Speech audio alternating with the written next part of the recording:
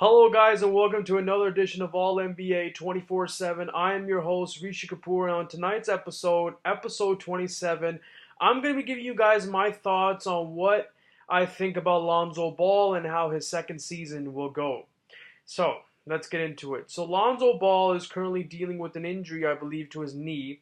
But he did today get cleared by the doctors, to participate, on 5-on-5 drills and everything like that. So he's cleared to play basketball. Before that he was doing one-on-one drills and everything like that, but now taking part in 5-on-5 drills. And um, this kid, received a lot of flack, because, last season, obviously, LeVar Ball, his father, hyped him up like crazy,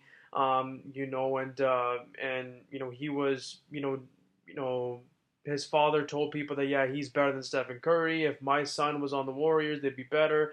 If Stephen Curry was on UCLA, they wouldn't be as good. Just all these kinds of, you know, crazy statements, made by his father to market his son, and um, so at the end of the day, Lonzo Ball, yeah, sure, he didn't have like, a crazy, crazy season, and wasn't, and didn't have the type of season compared to how much his father hyped him up, but nonetheless, the dude still had a pretty good season. He averaged 10 points, 7 rebounds, 7 assists, so almost a triple double. I mean, he really showed flashes of what he can be really really showed that he has a high basketball IQ, can make everyone around him better, and really can see a play before it happens. And his father was comparing him to like a Magic Johnson, but he's gotten early comparisons, to Jason Kidd and how Jason Kidd was in his first season with the Dallas Mavericks, and the statistics are very alike, in terms of field goal percentage. I mean, Jason Kidd coming out of California,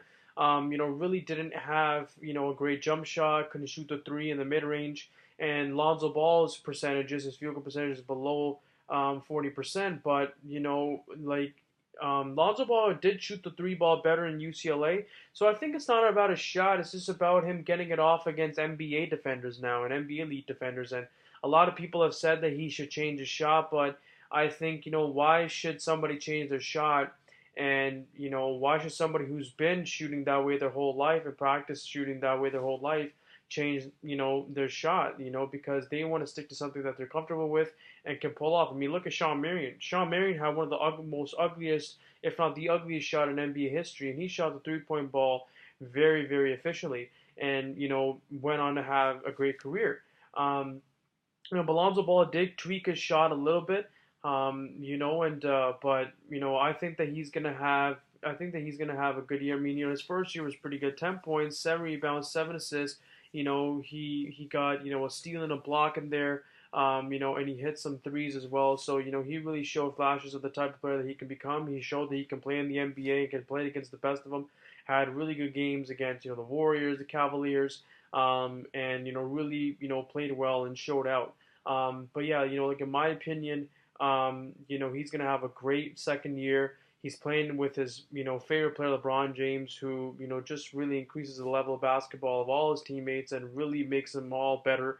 And he wants to, I think, model his game after LeBron. So who better than to learn from LeBron himself?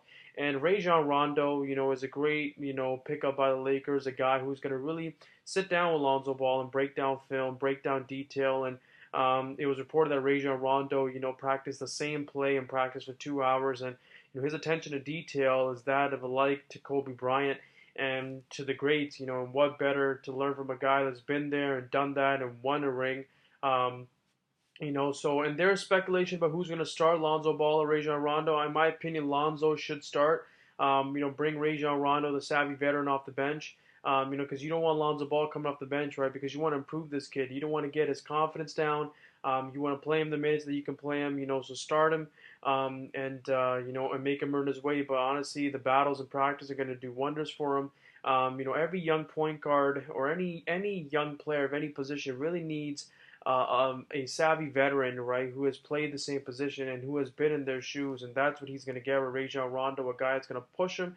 And Rajon Rondo was known to be a stifling defender, and still is. And so he's going to really teach Lonzo Ball about how to be more aggressive on the defensive end and how important that side of the ball is.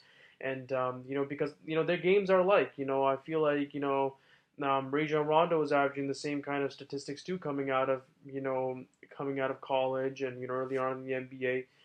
Didn't really shoot a great field goal, free throw, but really had the points up there, rebounds, assists, and steals. So kind of like Jason Kidd, Rajon Rondo, Lonzo Ball. That's what his game is becoming.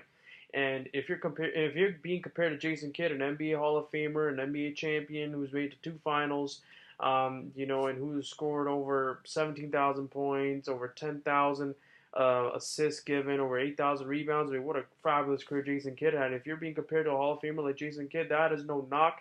You're being compared to one of the greatest point guards of all time, possibly the greatest of all time. You never know. Jason Kidd, there are people that say he's the best point guard of all time. At the end of the day, great, first season. I know he got injured, obviously. I wish he played the entire season, but 10, 7, and 7 are solid numbers.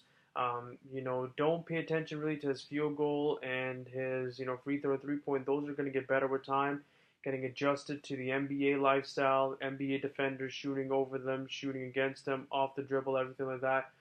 Because he did always have a shot. It's not about his 3-point shot. It's not about the way his shot looks like. He just needs to get it off quicker.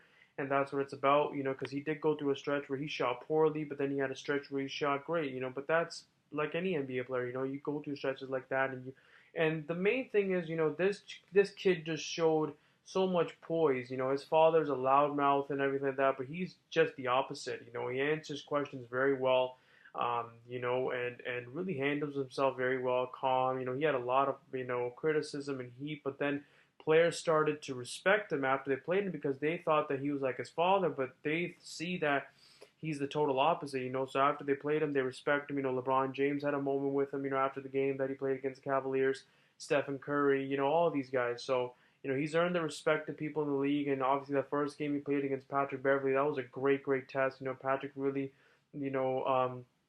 showed his muscle against him and everything like that, but I feel like he really showed his composure and held his composure, and I feel like, this kid's got his head on straight. If he continues to work at it, if he continues to, just get better and better, watch film, he can go down as one of the greatest point guards to ever play the game, in my opinion. And,